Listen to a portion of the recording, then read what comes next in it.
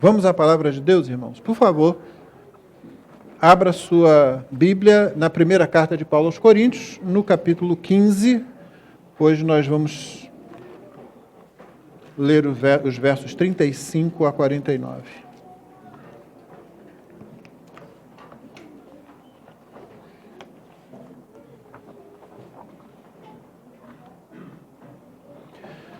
Primeiro aos Coríntios, capítulo 15, 35 a 49. E como você recebeu na comunicação de nossa igreja, o tema da nossa mensagem agora pela manhã é sabedoria e poder de Deus na ressurreição. Sabedoria e poder de Deus na ressurreição. A palavra de Deus diz assim: mas alguém dirá, como é que os mortos ressuscitam? E com que corpo virão? Insensato! O que você semeia não nasce se primeiro não morrer. E quando semeia, você não semeia o corpo que há de ser, mas o simples grão, como o de trigo ou qualquer outra semente. Mas Deus lhe dá o corpo como Ele quer dar, e a cada uma das sementes dá o seu corpo apropriado. Nem toda a carne é a mesma, porém, uma é a carne dos seres humanos, outra a dos animais, outra a das aves e outra a dos peixes. Também há corpos celestiais e corpos terrestres. E, sem dúvida, uma é a glória dos celestiais e outra a dos terrestres. Uma é a glória do sol, outra a glória da lua e outra a das estrelas. Porque até entre estrela e estrela há diferença de glória. Pois assim também é a ressurreição dos mortos. Semeia-se o corpo na corrupção, ressuscita na incorrupção. Semeia-se em desonra, ressuscita em glória. Semeia-se em fraqueza, ressuscita em poder. Semeia-se corpo natural, ressuscita corpo espiritual. Se há corpo natural, há também corpo espiritual. Pois assim está escrito: o primeiro homem, Adão, se tornou um ser vivente. Mas o último Adão é espírito vivificante. O que vem primeiro não é o espiritual, e sim o natural. Depois vem o espiritual. O primeiro homem formado do pó da terra é terreno, o segundo homem é do céu. Como foi o homem terreno, assim também são os demais, que são feitos do pó da terra. E como é o homem celestial, assim também são os celestiais. E assim como trouxemos a imagem do homem terreno, traremos também a imagem do homem celestial. Essa é a palavra de Deus. C.S. Lewis começa o seu livro, seu ótimo livro, Milagres, citando Aristóteles, num dos seus escritos, A Metafísica. E Aristóteles diz o seguinte: aqueles que desejam ter sucesso devem fazer as perguntas preliminares corretas. A importância de se fazer com perguntas corretas não pode ser diminuída. Você precisa aprender a fazer boas perguntas. Boas perguntas geram boas respostas, perguntas ruins geram respostas ruins, sem benefício.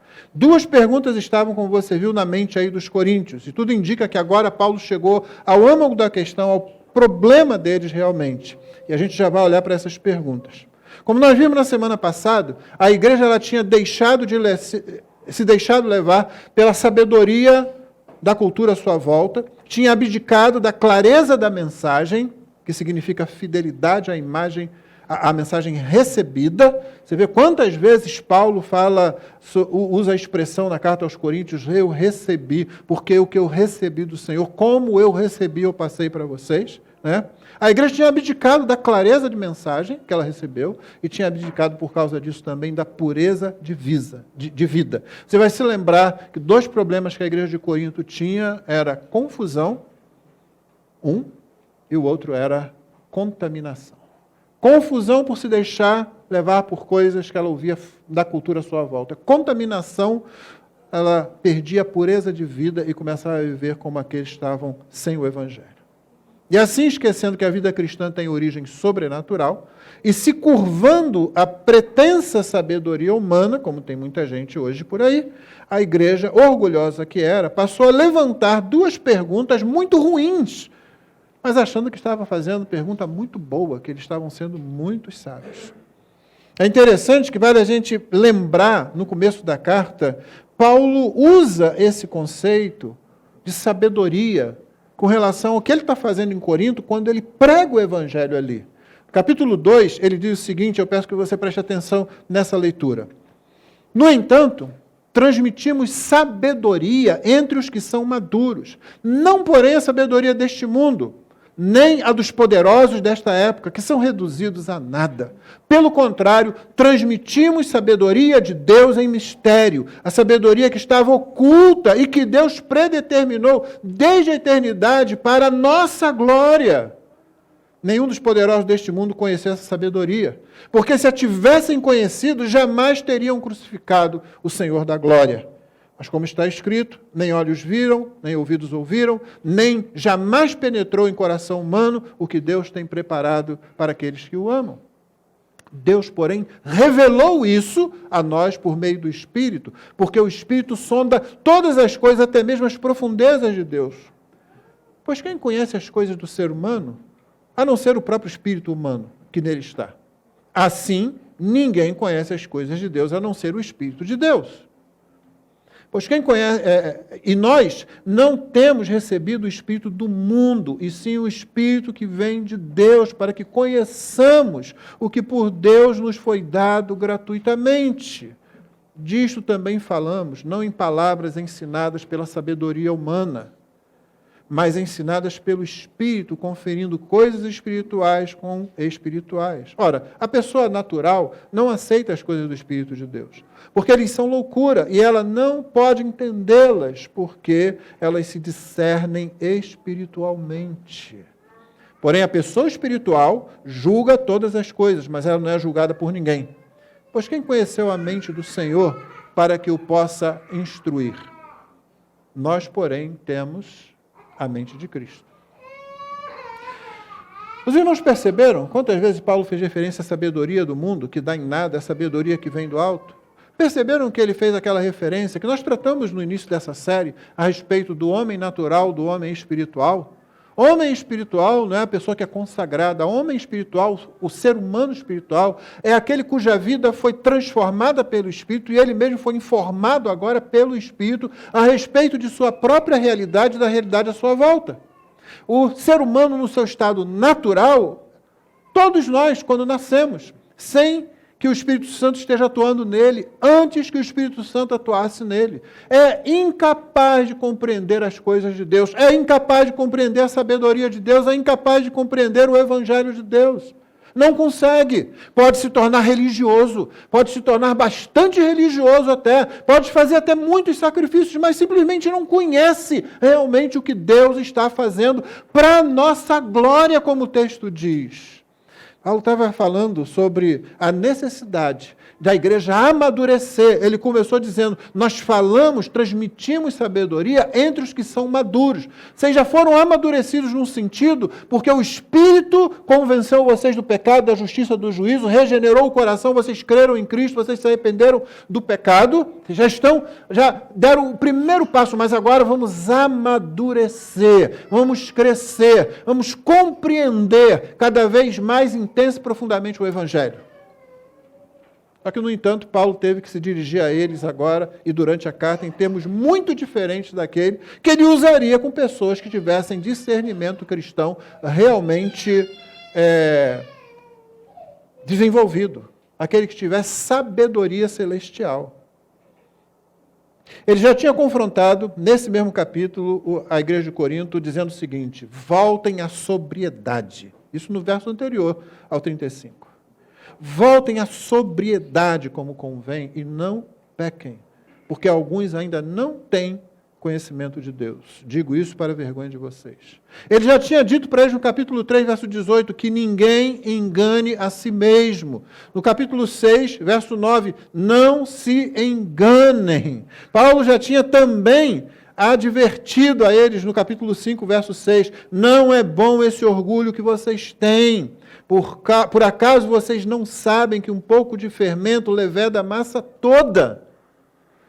Paulo passou boa parte dessa carta falando para a igreja, o que está falando para a nossa igreja também. Não sejam tolos, não se enganem, não fiquem embriagados com a pretensa sabedoria do mundo. O Evangelho contém toda a sabedoria que você precisa saber, tudo aquilo que Deus deu para a nossa própria glória. Aprofunde-se nisso, cresça nisso, amadureça nisso. Não fique no ponto onde você está, você precisa crescer. Fique firme em cima do Evangelho, mas cresça no Evangelho, aprofunde-se no Evangelho. E não se deixe levar pela pretensa sabedoria humana. Então aqui tem uma primeira aplicação para a gente, irmãos. E a aplicação é o seguinte: não despreze o valor da repetição. Não despreze o valor da repetição. Eu poderia dizer isso de outra forma: não busque novidades o tempo todo.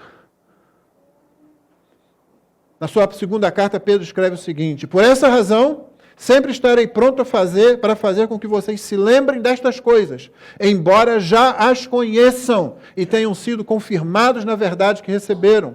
Também considero justo, enquanto estou neste tabernáculo, estou vivo, estou no meu corpo, despertar essas lembranças em vocês, certo de que estou prestes a deixar o meu tabernáculo, como efetivamente nosso Senhor Jesus Cristo me revelou. Mas da minha parte, me esforçarei ao máximo para que sempre, mesmo depois da minha partida, vocês se lembrem dessas coisas. Chega a ser chato, não chega? Eu estou falando o que eu já falei para vocês, que vocês já sabem, estou repetindo e vou repetir de novo. Vou repetir a tal ponto que quando eu estiver indo embora, quando o Senhor tiver me chamado, vocês vão se lembrar disso. Não despreze o valor da repetição. Essa é uma primeira lição para a gente aprender aqui. Há uma segunda aplicação, e eu vou colocá-la antes de colocar a base para ela naquilo que nós temos visto. Não despreze o valor da humildade no aprendizado.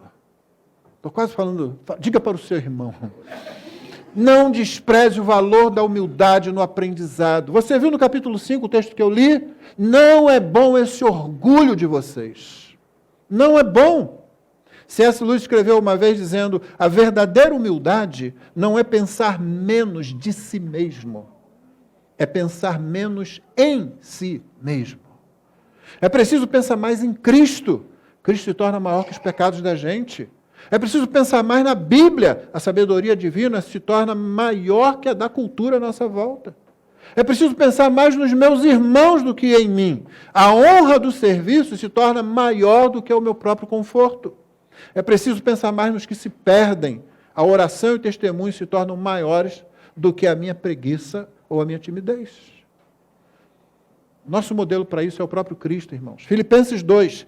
Tenham entre vocês o mesmo modo de pensar de Cristo Jesus, que, existindo na forma de Deus, não considerou ser igual a Deus algo que deveria ser retido a qualquer custo. Pelo contrário, ele se esvaziou, assumindo a forma de servo, tornando-se semelhante aos seres humanos. E reconhecido em figura humana, ele se humilhou, tornando-se obediente até a morte e morte de cruz. Além disso, a gente deve atentar diligentemente para a exortação que Tiago nos faz no capítulo 4, verso 6 de sua epístola, verso muito conhecido. Deus resiste aos soberbos, mas dá graça aos humildes. E aqui ele está repetindo apenas o que está escrito lá em Provérbios 3:34. Os coríntios eram orgulhosos, e isso os impedia de crescer na graça de Deus. Pessoas orgulhosas não aprendem, pessoas orgulhosas não crescem. E você é orgulhoso? O que você acha? Porque o orgulho e a parenta próxima dele, a vaidade, eles se camuflam com palavras, com atitudes, até com serviço. Eles se camuflam na boa educação. Nós temos dificuldade de dizer: eu sou orgulhoso, eu tenho vaidade em mim. Às vezes Deus tem que nos levar diante de um espelho muito claro para a gente finalmente dizer: eu achei que eu era muito humilde, mas na verdade eu sou orgulhoso. E você está pensando que orgulhoso é uma pessoa que às vezes anda com o nariz em pé? Ela pode ter só um problema de coluna, irmão. E às vezes aquele que está todo assim e tal, está com o coração lá em cima. Aí não fique procurando pessoas, não fique lembrando: eu conheci alguém assim. Não se olhe no espelho. Porque todos nós, quando nos olharmos no espelho, a gente vai ver: meu nariz está mais em pé do que eu pensava. Nós temos que atentar para a situação dessa igreja, que foi plantada por Paulo, sob a orientação direta de Deus. Você se lembra? Paulo: não teme, eu tenho muito povo nessa cidade. Isso foi em Corinto.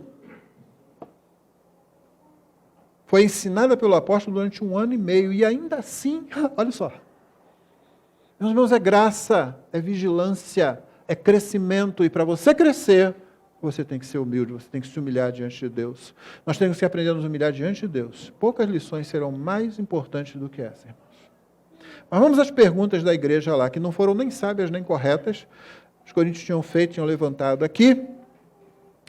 E Paulo apresenta essas perguntas para a gente no texto, na melhor diatribe, no melhor efeito estilo diatribe que ele já tinha usado antes várias vezes nessa carta. Você sabe que diatribe, ou talvez se você não sabe, vai saber agora, é quando um escritor ele personifica lá mais de um personagem, às vezes, fazendo um diálogo, uma conversa, com pergunta, com resposta e tal, aonde isso acontece. E aqui ele faz isso, ele começa já dizendo assim, mas alguém dirá, suponha que alguém esteja dizendo. Imagine que o personagem A fale isso ou pergunte aquilo, entendeu? Isso é o que a gente chama de diatribe, e é só para você ter esse nome aí, saber que seu pastor conhece esse nome, etc. e tal.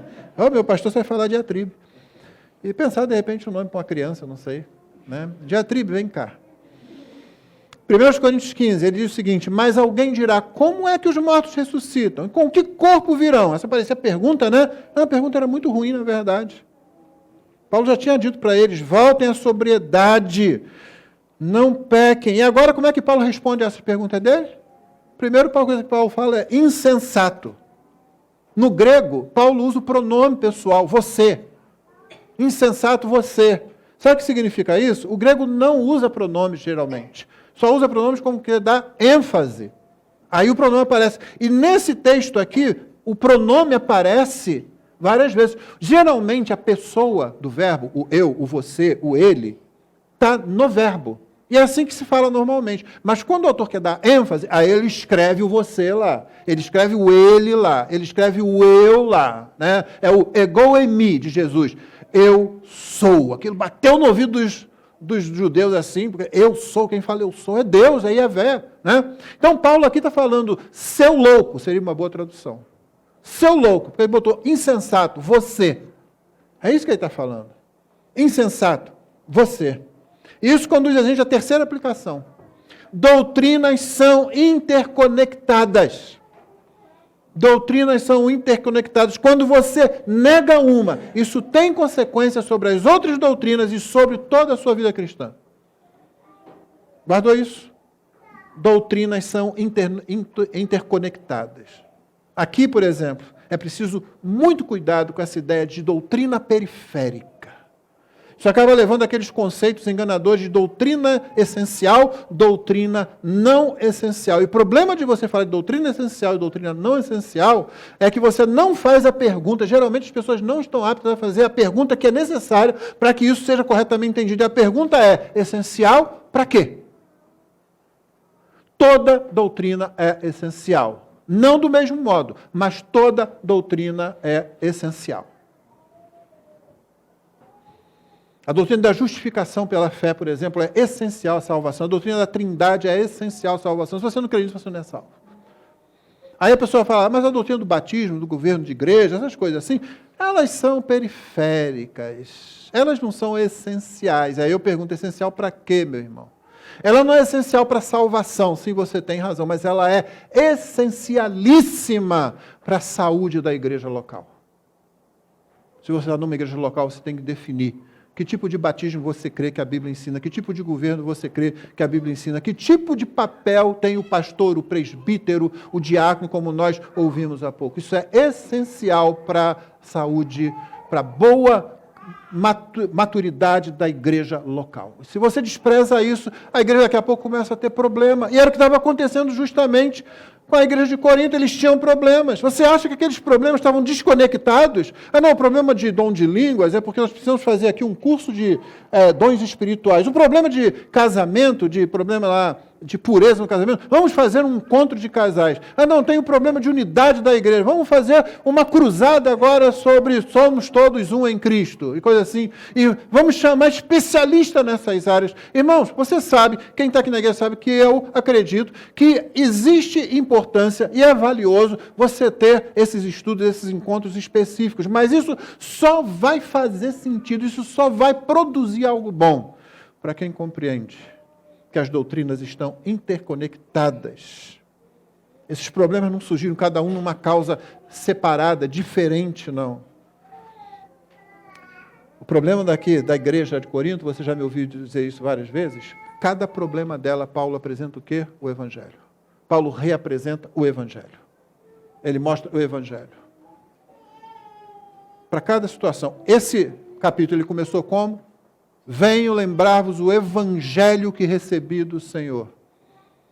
Lá no início, quando um diz, eu sou de Paulo, eu sou de Pedro, eu sou de Apolo, eu sou de Cristo, aqueles grupos lá, divididos lá entre si, dentro da igreja, Paulo disse assim, fulano foi crucificado por você, você foi batizado em nome de Cicrano, você foi salvo pela loucura da cruz. Como é que você está fazendo aí? Eu tenho o meu teólogo predileto. Eu tenho meu pregador de estimação. Você foi salvo pela loucura da pregação de Deus, da cruz. E ele vai fazer isso sempre, o tempo todo ele vai reapresentar o Evangelho. É isso que ele vai fazer. Essa é a resposta sempre. Não nos iludamos. Se você não aprende o Evangelho, se você não estuda o Evangelho, se você não considera o Evangelho, se você não se desenvolve no Evangelho, o seu conhecimento doutrinário, ou seja, o seu conhecimento do Evangelho de Jesus,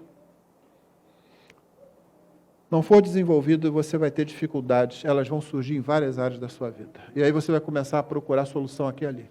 Ah, pastor, eu estou com problema na criação dos meus filhos. Ah, pastor, eu estou com problema com meu marido. Ah, pastor, eu estou com problema com o irmão da igreja. Ah, pastor... Meu irmão, pode ter certeza, você não aprendeu ou você está ignorando o que você aprendeu do Evangelho de Jesus e não quer aplicar aquilo à sua vida. David Harvey, no início do livro excelente dele, todo casal deveria ler, Quando Pecadores Dizem Sim, do Ministério Fiel, ele escreve logo no início o seguinte: neste livro, quero convencê-lo de que tratar o problema do pecado é a chave para um casamento bem-sucedido. Quando aplicamos o Evangelho ao nosso pecado, ele nos dá esperança quanto à nossa vida pessoal e ao nosso casamento. As mais novas conduzem às boas novas. Essa é a história da Bíblia, essa é a história da nossa vida. Então você abre lá, quando pecadores dizem sim, achando que vai encontrar um manualzinho de casamento. Como fazer sua mulher compreender você. Como fazer seu marido levar o lixo para fora. Coisa desse tipo. Como ser mais paciente. Não!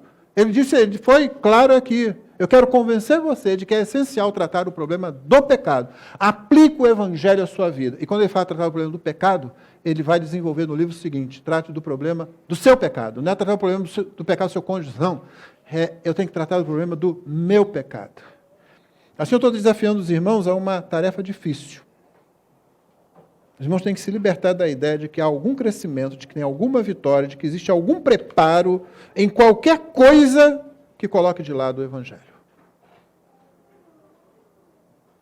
Se coloca de lado o Evangelho, se não promove a aplicação do Evangelho à vida da gente, do que significou a cruz, do que significou a encarnação, de por que Jesus teve que morrer pela gente, de por que a gente não consegue se salvar, de por que a gente tem que responder positivamente ao convite de Deus para arrependimento e fé. Se a gente coloca isso de lado, se a gente não aplica isso às várias áreas da nossa vida, não vai ter nada de bom ali. Talvez você endireite alguma coisa. Talvez você consiga um marido mais educado. Talvez você consiga uma mulher mais calma. Mas você não vai conseguir cristãos, discípulos de Cristo, vivendo o casamento, vivendo a paternidade, vivendo a comunhão da igreja. Vamos voltar ao texto e vamos lembrar que Paulo não elogiou os coríntios pela suposta boa participação deles no debate. Paulo não disse, que interessante a sua pergunta, realmente. Não, Paulo disse, tu está louco, tu é um insensato, tu é um tolo. É isso que Paulo está dizendo.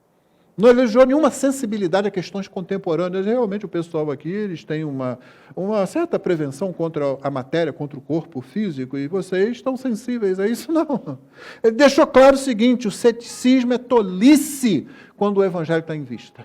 Ceticismo é tolice quando o Evangelho está em vista. Ele disse, insensato, verso 36. O que você semeia não nasce primeiro, não morrer. Ou seja, olha a volta. Veja aquilo que vocês estão cansados de ver. O tempo todo, desde que vocês nasceram, vocês têm visto o princípio que rege a criação. A vida vem da morte. Esse pessoal, muitas vezes, indo para alguma reunião da igreja, passava por campos que estavam sendo plantados e eles viam a semente cair, eles viam a semente se deteriorar diante dos nossos olhos e aquilo transformava-se em vida, em nova vida. Jesus atestou isso, sabendo que o pessoal conhecia bem, estava muito mais próximo do que nós daquela vida agrícola, né? Jesus diz em João 12, 24, em verdade lhes digo, se o grão de trigo caindo na terra não morrer, fica ele só, mas se morrer, produz muito fruto. E aqui estava o absurdo elevado a uma potência bem elevada. Uma igreja que tanto falava do poder de Deus e se deixava atrair por tudo aquilo que parecia mais espetacular, mais poderoso em termos de manifestação divina, ignorava o poder do Criador quando o assunto era a ressurreição. Ignorava. Foi a pergunta que eles fizeram. Como é que os mortos ressuscitam? Com que corpo eles virão? Paulo disse, insensato. Você é um insensato. Você vê isso acontecer à sua frente o tempo todo. Você nasceu já vendo essa realidade. E a igreja ignorando o poder de Deus. Paulo coloca eles na direção correta. Quando semeia, você não semeia o corpo que há de ser, mas o simples grão, como de trigo ou de outra semente qualquer, de qualquer outra semente. Você não vai lá e põe o pão. E é legal, né? Uma árvore de pão, já vinha o pão pronto. Não é? Não, você coloca o trigo. É isso que você faz. Seria uma beleza, né? Põe um prato de lasanha lá, vai nascer um pé de lasanha. Não, não vai. Você sabe sem botar o trigo, esperar aquilo se transformar, vai parecer sempre deterioração, e aí vai nascer o pé de trigo. E da partir dali você vai trabalhar até que o produto final esteja lá. Paulo está dizendo, você não vê isso.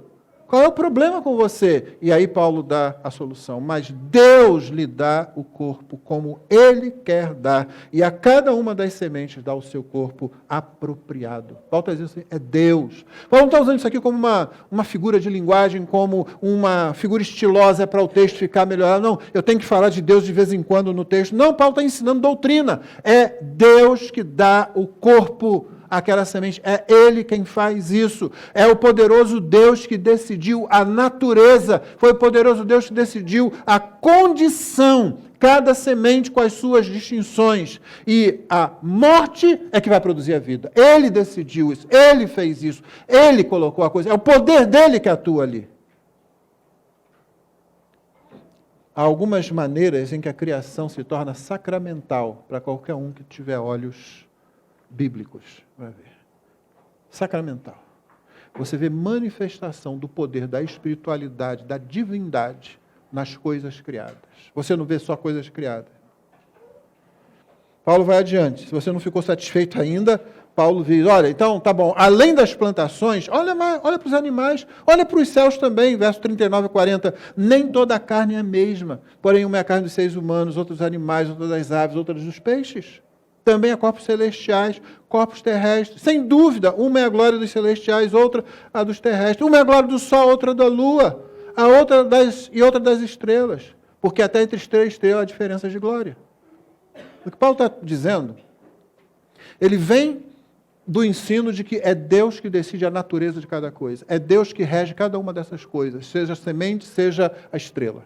É Deus quem distribui as glórias o tipo, a natureza, a diferença entre a glória, a diferença entre a natureza. Ele vem disso para colocar o que ele já vai colocar adiante. Mas o ponto dele aqui é Deus. Você está perguntando aí, como é que pode haver ressurreição? Você está perguntando aí, com que corpo? Como é que é isso? Não é que Paulo não vai tratar disso. Adiante ele vai falar sobre isso. Mas, novamente, como você viu na escola dominical hoje, quando ele trata da questão lá da volta de Cristo, Paulo não diz, olha, deixa eu fazer o cursinho específico. Não, ele começa dizendo assim, não se perturbem, não se demovam do Evangelho. É exatamente o que ele está fazendo aqui agora. Ele está dizendo, é Deus. É Deus. Hebreus 1, de 1 a 3, diz assim, antigamente Deus falou muitas vezes, de muitas maneiras aos pais pelos profetas, mas nestes últimos dias nos falou pelo Filho, a quem constitui o herdeiro de todas as coisas e pelo qual também fez o universo. A gente olha isso lá, parece uma boa introdução, né? Assim.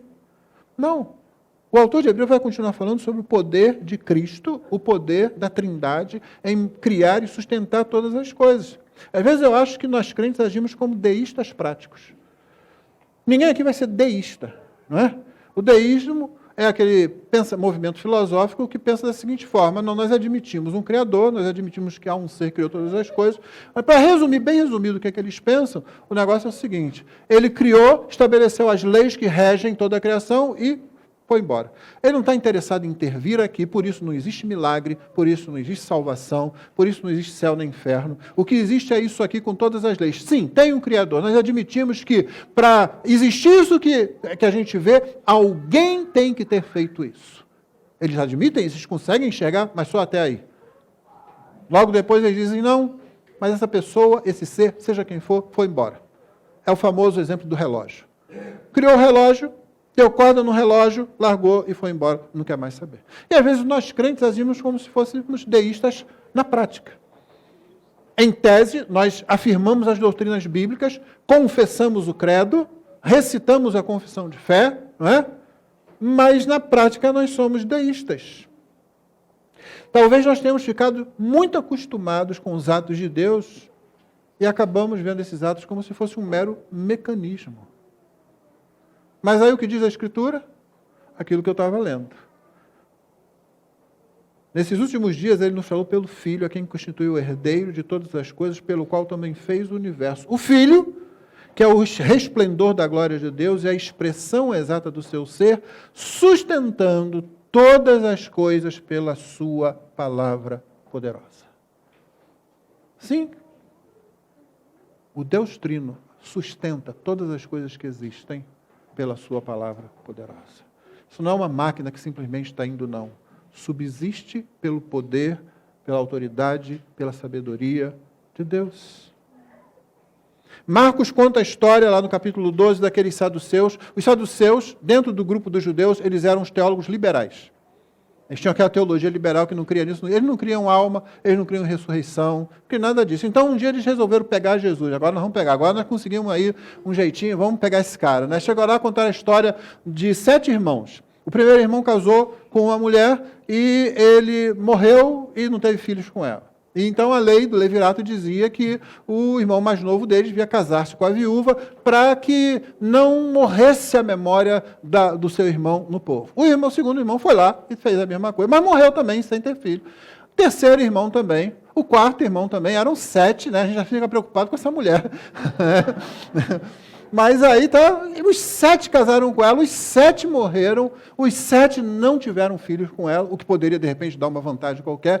E aí eles disseram para Jesus, disseram, na ressurreição, então, vocês têm ressurreição, né? Então, como é que vai ser? Ela vai ser esposa de quem? Foi dos 7, tá? Eles vieram com essa. Assim, o Senhor Jesus começa a responder para eles como? No 12:24 de Marcos, será que o erro, olha só Jesus falando para eles, será que o erro de vocês, antes dele responder, Jesus usa o método de Paulo, ou melhor, Paulo imita Jesus naquilo que ele faz. Às vezes, irmão, a gente é tão rápido para dar uma resposta, né? Eu tenho que ser o protagonista desse negócio, eu tenho que controlar essa conversa, e a gente vai e entra nos pressupostos da pessoa que fez a pergunta errada, a pergunta ruim, ou que armou uma armadilha para a gente. Jesus não fazia isso, Paulo não fazia isso, nem Sócrates, antes deles, fazia isso. Fazer uma pergunta boa, fazer uma pergunta bem feita. E Jesus fez uma para eles. Será que o erro de vocês, já falou, está errado, tá? Já antecipou, já assumiu, isso aí está errado. Será que o erro de vocês não está no fato? No fato, é fato. Tá? Pelo que vocês estão falando, eu já sei, isso é fato, está comprovado. Tá? O erro de vocês não está no fato de não conhecerem as Escrituras, nem o poder de Deus. Aí, sabe por que vocês vão fazer uma pergunta burra desse tipo e achando que estão fazendo uma grande coisa? O erro de vocês vem do fato de que vocês não conhecem nem as Escrituras, nem o poder de Deus. A gente tem que notar que esses 2 temas, da sabedoria e do poder, foi tratado por Paulo no início dessa carta, lá no capítulo 1. Olha o que Paulo tinha escrito para ele já. Visto que na sabedoria de Deus o mundo não o conheceu por sua própria sabedoria, Deus achou por bem salvar os que creem pela loucura da pregação. Porque os judeus pedem sinais, os gregos buscam sabedoria, mas nós pregamos o Cristo crucificado, escândalo para os judeus, loucura para os gentios, mas para os que foram chamados, tanto judeus como gregos, Cristo é o quê? O poder de Deus e a sabedoria de Deus. Essas são as boas novas, irmão. Isso aí é o próprio Evangelho que a igreja de Corinto estava deixando. É por isso também que a gente tende a achar as respostas bíblicas desanimadoras às vezes, como essa aqui. Uma vez que Paulo dá a resposta ao seguinte: vocês querem saber como que é, com que corpo eles vêm e como isso acontece, na verdade? Respondendo principalmente essa primeira pergunta, Deus que sabe. Porque estavam lá, peraí, o corpo já se deteriorou, e quem morreu há 5.000 anos atrás, como é que você vai pegar a partícula daquela molécula que foi para lá, que foi para cá, e Paulo diz assim, gente, é Deus que faz isso. Vocês estão ignorando a sabedoria, e vocês estão ignorando o poder daquele que do nada criou o universo. E você fica assim, não pode acontecer, não pode acontecer. Eu sou sábio pra caramba, mas eu sei muita coisa. Olha só, eu digo, Deus, que do nada fez o universo, não pode resolver esse problema. Eu sempre disse, irmãos, pegando sobre esse texto já há muitos anos, que a boa notícia sobre isso aqui é que não serei eu quem vai realizar a ressurreição final. Porque se fosse, você estava perdido. Eu não tenho a menor ideia de como fazer isso. Mas Deus não tem o menor problema, nem com isso, nem com nenhuma outra coisa. Sabe qual é o maior problema de Deus, se você tiver que usar essa terminologia? É perdoar pecados. Esse é o maior problema de Deus. Perdoar pecados. E continuar sendo justo. Mas aí você vai lá em Romanos 3, e você vai aprender que Cristo, na cruz, Cristo morrendo em lugar dos pecadores, Cristo pagando o preço dos pecadores, é quem possibilita a Deus ser tanto justo como justificador daqueles que creem em Cristo.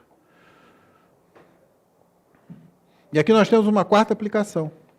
A ressurreição revela poder e sabedoria, que é o próprio Evangelho de Cristo. A ressurreição, ela revela poder e sabedoria. Duvidar de Deus é loucura da mais tola. Caminhando para o final, Paulo ensina um pouco sobre o corpo ressurreto.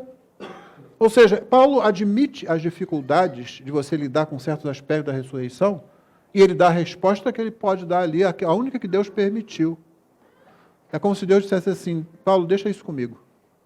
Isso aí é comigo, isso aí você nem precisa saber. Quem resolve isso sou eu. Mas, por admitir isso, não significa dizer que ela é um problema insolúvel e que não há nada que possamos compreender a respeito.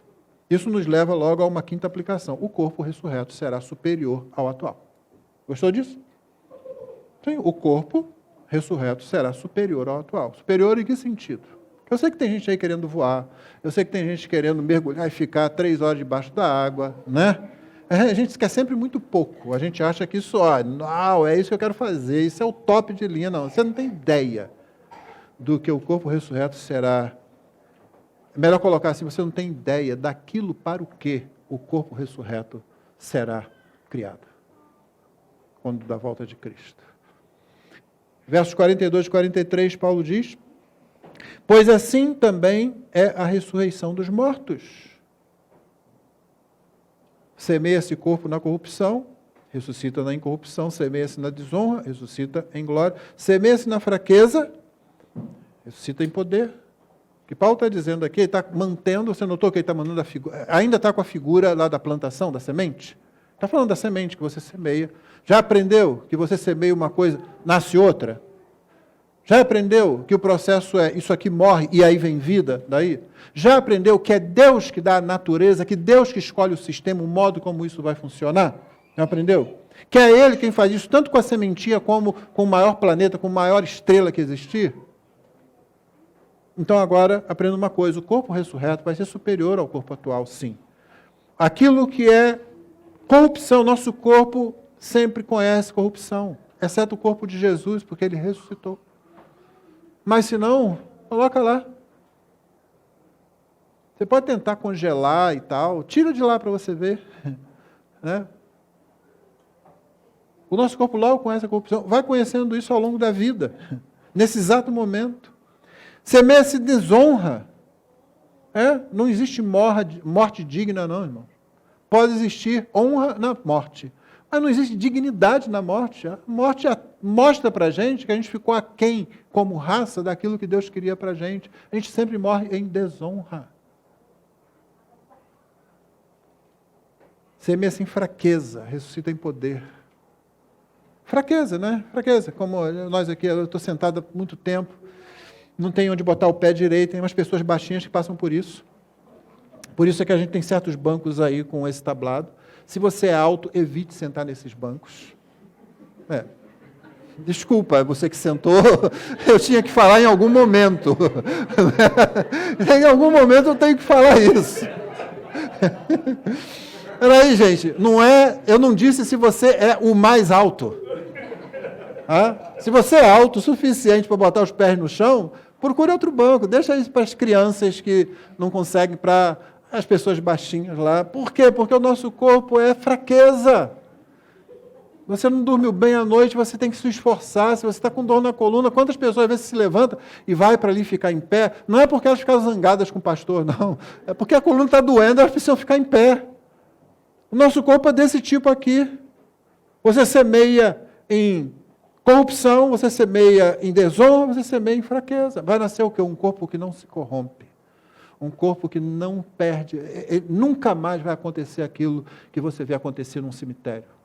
Você vê um corpo que tem honra, ele é glorificado, ele já vem em honra e glória. Você recebe um corpo que não sabe mais o que é fraqueza. Naturalmente, você está doido para fazer aquela pergunta que não presta, aquela pergunta errada, aquela pergunta que não vai ajudar em nada, né? Poder para quê, pastor? Hein? Não tem fraqueza, então tem poder para quê? Para voar? Não. Aí Paulo diz no verso 44, semeia-se corpo natural, ressuscita corpo espiritual. Bom, você que está ouvindo essa mensagem sabe que Paulo não está falando aqui do espiritual como uma pessoa consagrada. Paulo está falando do corpo natural como sendo o corpo pronto, preparado para essa realidade.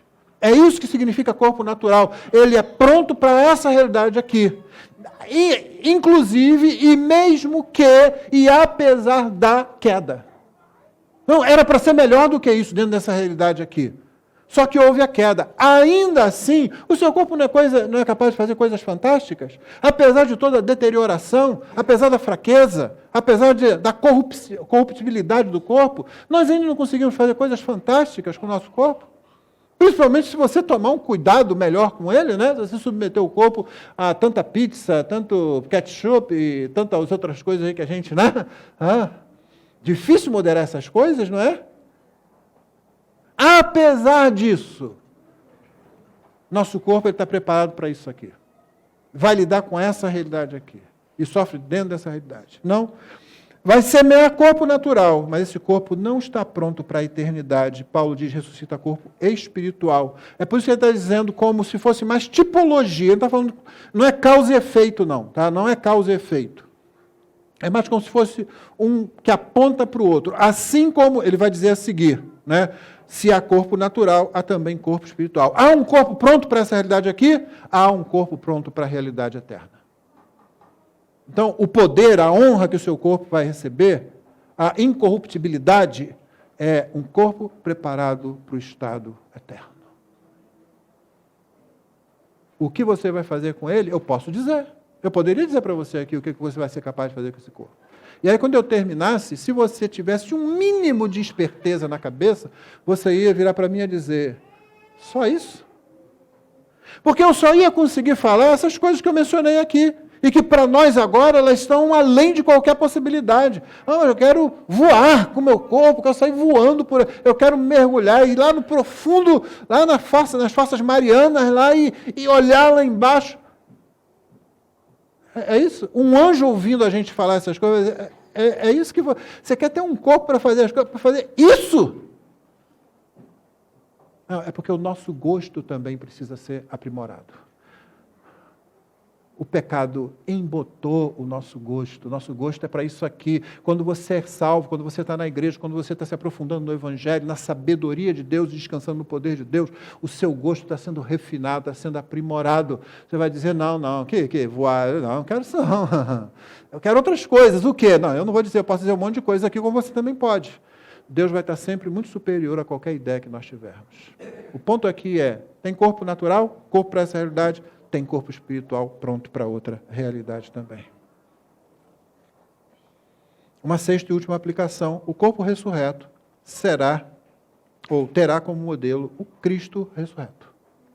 O corpo ressurreto tem como modelo o Cristo ressurreto. Os versos finais. Pois assim está escrito, o primeiro homem, é o cabeça ali da raça. Adão se tornou um ser vivente, ele recebeu vida e tal. O último Adão, aquele que encerra, vamos acabar aqui a raça, tá? Isso aqui acaba, essa natureza da raça, isso aqui acaba aqui. Ele é espírito vivificante, ele não recebe vida, ele dá vida. Ele causa vida. 46, o que vem primeiro não é o espiritual, como você já viu no caso da semente, no caso do nosso próprio corpo, não é o espiritual, sim o natural. Depois vem o espiritual. O primeiro homem, formado do pó da terra, é terreno. O segundo homem, não é o segundo Adão, não, tá? Como se pudesse ter depois um terceiro, não.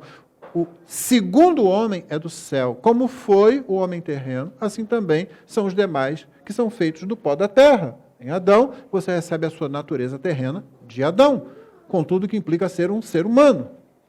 E como é o homem celestial, assim também são os celestiais. Na verdade, Paulo aqui está fazendo uma aplicação de toda a figura que ele usou anteriormente. Não tem glória disso e glória daquilo? Não tem essa que é superior àquela? Não tem isso que tem essa natureza que morre e aí nasce isso? Da mesma forma, não houve a naturalidade do ser humano criado em Adão, com um corpo preparado para essa realidade aqui, também há o segundo homem. E o segundo homem, que é do céu, tem natureza celestial e é isso que vai causar, que vai trazer à existência aqueles que são seus descendentes, por assim dizer, que também são celestiais. E ele termina, e assim como trouxemos a imagem do homem terreno, traremos também a imagem do homem celestial.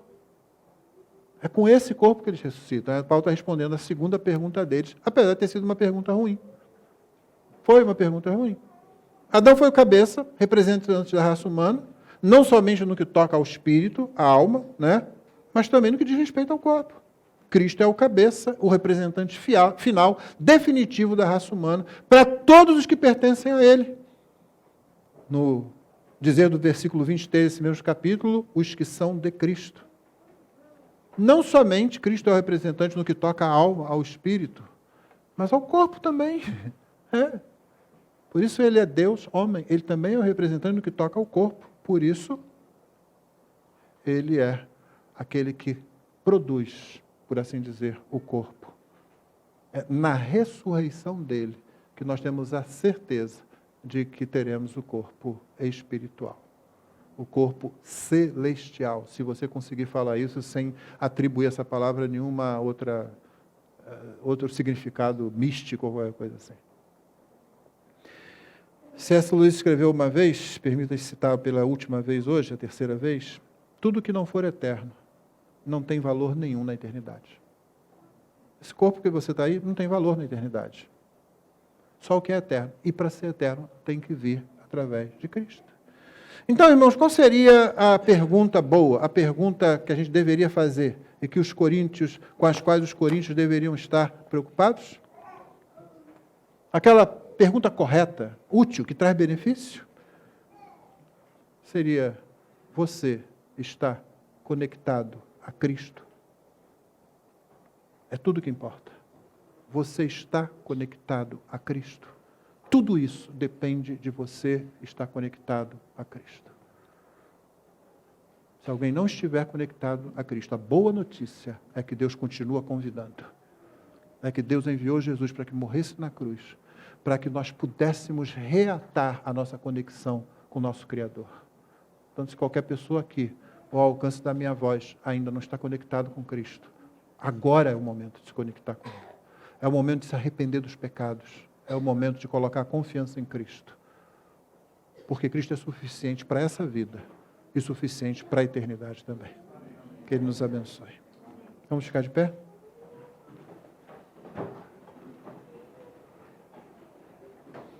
Nós vamos orar, depois vamos cantar um hino. com oração silenciosa, vamos encerrar o culto. Deus abençoe você que estava nos acompanhando até agora. Renovamos o convite para que você esteja conosco aqui no templo de nossa igreja. Senhor, nós louvamos o Teu nome, porque a Tua palavra nos estimula, nos ensina a confiarmos em Cristo, a confiarmos no Evangelho que recebemos, Senhor, e a confessar a cada passo que damos a Tua sabedoria e o Teu poder, na ressurreição, na justificação, no perdão dos pecados, nas Tuas promessas ao longo de toda a Escritura, Senhor. Há sabedoria, há poder, e nós podemos ficar descansados na Tua palavra, Senhor. Por isso, dá-nos a Tua bênção para que nos estimulemos uns aos outros, sempre, a ficar firmes e a crescermos na graça e no conhecimento do Senhor Jesus.